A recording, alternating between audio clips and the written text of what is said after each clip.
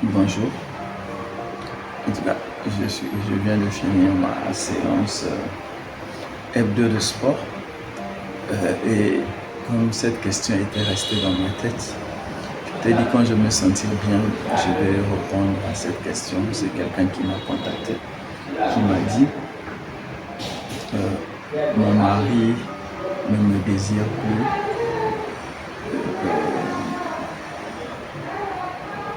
intimement.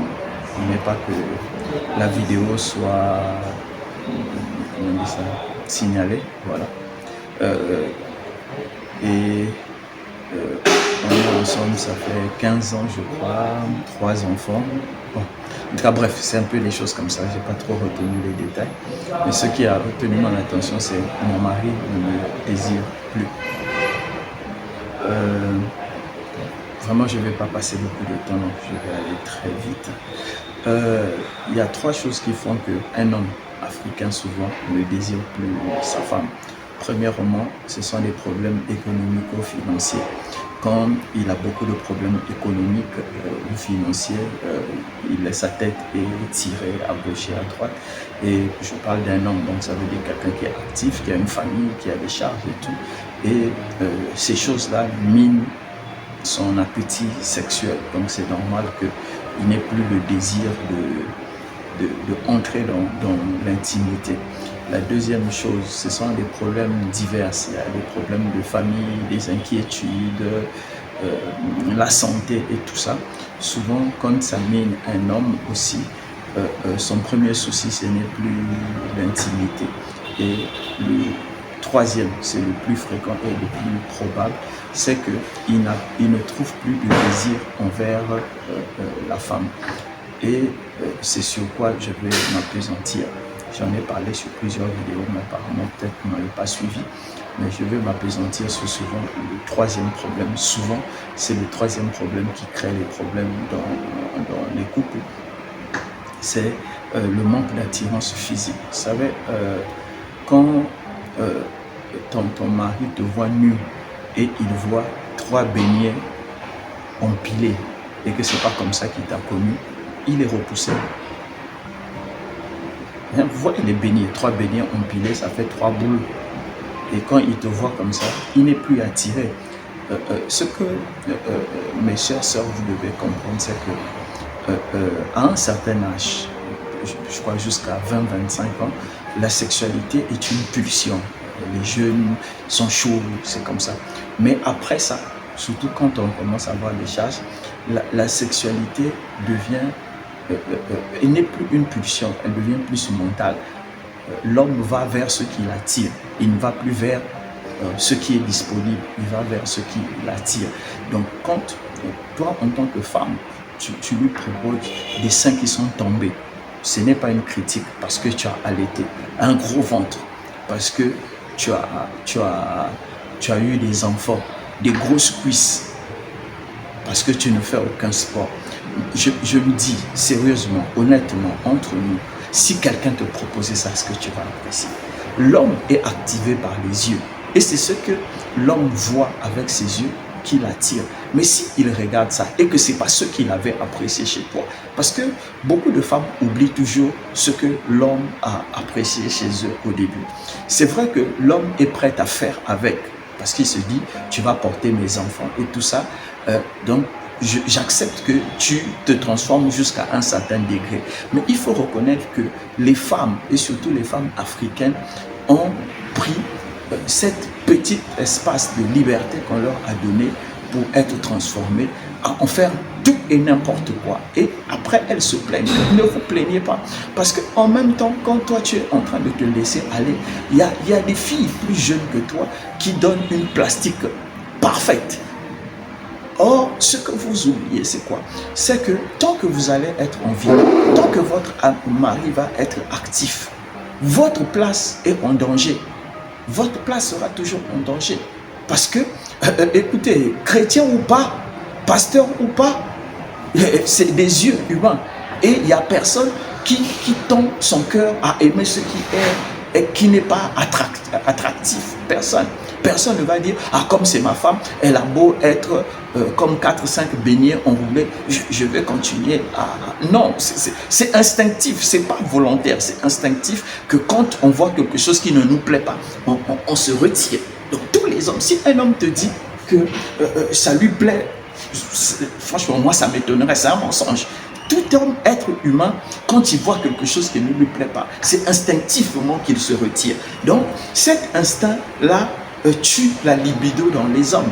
Donc, si tu ne peux pas régler ces problèmes financiers, tu ne peux pas régler les autres problèmes divers, mais essaie quand même de travailler à ton physique pour qu'il soit un physique le plus attractif possible, même si tu ne peux pas retrouver ta silhouette de 18 ans, 20 ans ou de 25 ans, mais essaie quand même de casser le ventre, essaie de diminuer les cuisses, essaie de lui proposer quand même une alternative où, bon, il dira, ce n'est plus comme avant, mais c'est quand même bien. Mais non, sérieux, entre nous, sans mensonge, il n'y a personne qui va dire qu'ils se sont attirés par ce qui est laid, par ce qui est horrible, par ce qui n'est pas attractif. Arrêtons de nous mentir, on ne va pas se cacher parce que non, nous sommes des chrétiens. En tant que chrétiens, oui, on vit notre vie de chrétien, mais ce n'est pas la chrétienté qui crée l'attraction sexuelle. Je suis désolé. Il n'y a aucun verset biblique, aucun jeune qui crée l'attraction physique. Je suis désolé. Ça n'existe pas. Si tu veux que ton mari puisse continuer à avoir des temps d'intimité avec toi, donne-lui un physique qui va l'attirer. On ne te demande pas d'être comme un enfant de 18, 19 ans, 20 ans, mais au moins que tu lui, quand tu es debout, qu'ils disent, bon, c'était plus comme avant, mais au moins ça, c'est quand même acceptable. À défaut de ça, donne-lui donc l'argent. Donne-lui l'argent pour résoudre ses problèmes d'argent et tu verras que sa tête sera plus disponible. Donc, vraiment, je ne peux pas faire plus. Maintenant, je sais que vous avez trouvé des experts qui vous donnent des réponses où il y a des versets extra, super, tout ça, qui crée la libido et qui crée l'attraction. Moi, j'en ai pas. Je te donne ce que moi j'ai. Je dis, si tu es capable d'aider ton mari financièrement, aide-le. Si tous les autres problèmes, tu es capable de l'aider, aide-le. Mais si dans tout ça, tu ne peux pas, offre-lui au moins un corps. Quand il va voir, il va avoir envie. Je vous assure, je préfère me taire, mais il y a des femmes aujourd'hui, après 2, 3 accouchements, elles sont horribles à voir. Elles ont accumulé la cellulite dans les cuisses qui font comme des trous. Elles ont le ventre jusqu'ici. Elles ont les seins qui sont tombés. Et quand elles vont être comme ça, tu te dis, mais attends, mais est-ce que c'est ça que j'ai épousé? Et elle va dire, ah, tu m'as épousé pour m'aimer comme ça. Mais personne n'aime ce qui ne lui attire pas. C'est quand on dit, on se retrouve dans l'église avec des couples qui sont, bon, on est des couples, mais bon, il ne se passe plus rien parce que il n'y a rien qui attire là. Je suis sincère, je ne vais pas te dire des choses pour te faire plaisir. Moi,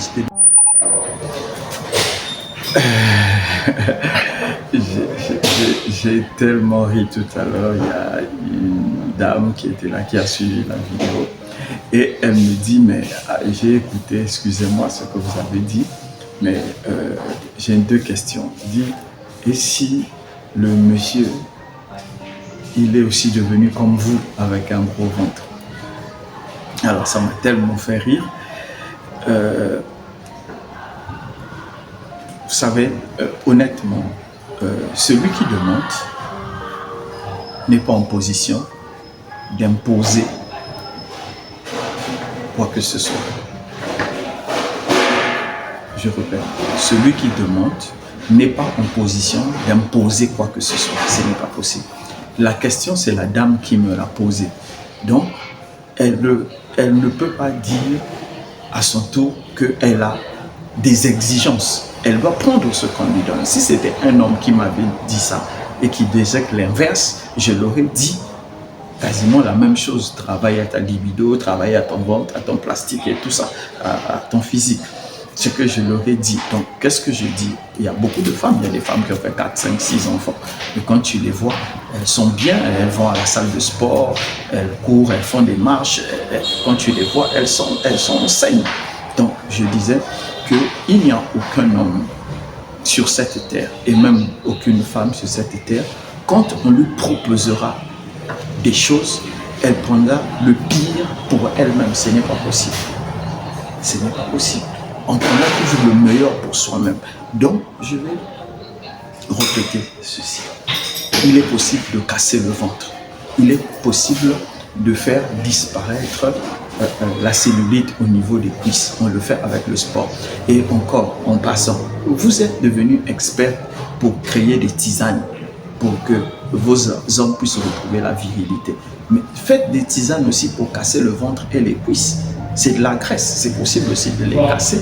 Pourquoi vous faites l'effort pour l'autre, vous ne faites pas l'effort pour vous-même? C'est une question de vision. Donc, si l'homme a poussé le ventre et que l'homme a la possibilité, malgré son ventre, de trouver une femme qui l'excite, qui le plaît et qui l'accepte, il n'aura pas besoin de casser le ventre. Mais toi, en tant que femme, si à cause du ventre, des seins tombés, des grosses cuisses bizarroïdes, tu ne peux pas trouver un homme, c'est à toi de faire l'effort pour entrer dans les standards où ton homme va te désirer. Ce n'est pas à ton homme de casser son ventre. Lui, il n'a pas de problème avec. Le jour où il aura un problème avec, il fera le travail qu'il faut. Et sa deuxième question était de savoir est-ce que l'intimité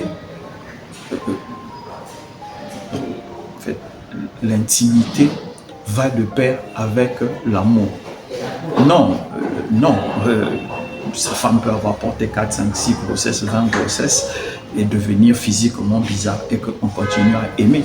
En fait, on n'aime pas le physique seulement, mais on aime aussi l'intérieur de la personne. On aime ce que la personne représente, on aime ce que la personne est. Donc, les relations sexuelles et l'affection sont deux choses différentes. C'est vrai que nous en Afrique, comme on est chaud, on est sous le soleil tout le temps, on est chaud, on confond les deux, mais c'est très différent. On peut ne pas avoir des relations sexuelles avec son mari ou avec sa femme et continuer à toujours l'aimer. Parce que le désir n'a rien à voir avec l'affection. Donc, pour moi, je ne sais pas, peut-être que les gens me diront le contraire, mais pour moi, je pense que c'est différent. On aime la personne parce que la personne nous permet d'avoir un équilibre, un certain équilibre. La personne nous soutient comme il faut, mais on ne trouve pas du désir parce que ce qui doit activer le désir n'y est pas. Pour moi, c'est aussi différent. Maintenant, c'est vrai qu'on dit que sans intimité, il n'y a pas le mariage. Oui, on doit consommer le mariage. Mais c'est pas l'intimité qui fait l'amour. La preuve est qu'on tombe bien amoureux d'une personne avec qui on n'a jamais couché. C'est ça. Donc, en tout cas, pour finir, j'espère que je finis vraiment avec ce sujet. Je vais juste dire à une femme que même David, on n'est pas allé lui chercher Bathsheba pour lui couvrir les pieds. On a dit on est allé lui chercher une jeune fille vierge, Abigail. Pourquoi? Parce que la jeune fille chauffait encore son sang circulait. On a dit on l'a mis dans le côté. Donc on l'a mis à côté de David pour qu'elle puisse le réchauffer. Et si vous lisez bien, vous allez comprendre que David, la Bible a dit que David ne l'a pas touché. En fait, David, en tant que roi, n'avait plus la possibilité physique en tant qu'homme de pouvoir coucher avec Bathsheba. Mais le fait qu'elle soit jeune, qu'elle soit chaude pour lui chauffer son drap, chauffer son côté, parce que la régulation de sa température interne était déréglée à cause de la vieillesse. On allait lui trouver une jeune fille. Donc, je veux juste dire à une femme, tant que ton mari sera debout, tant qu'il aura la possibilité d'être viril, tu seras toujours en concurrence avec des jeunes filles, avec des filles plus jeunes que toi, parce que ton mari, là où il sera attiré, il sera tenté d'aller. Donc c'est à toi de briser cette tentation en lui offrant tout ce dont il a besoin à la maison. Maintenant, si la sœur, je crois qu'elle doit être dans son bureau là-bas. J'ai fini. Shalom, que Dieu vous bénisse.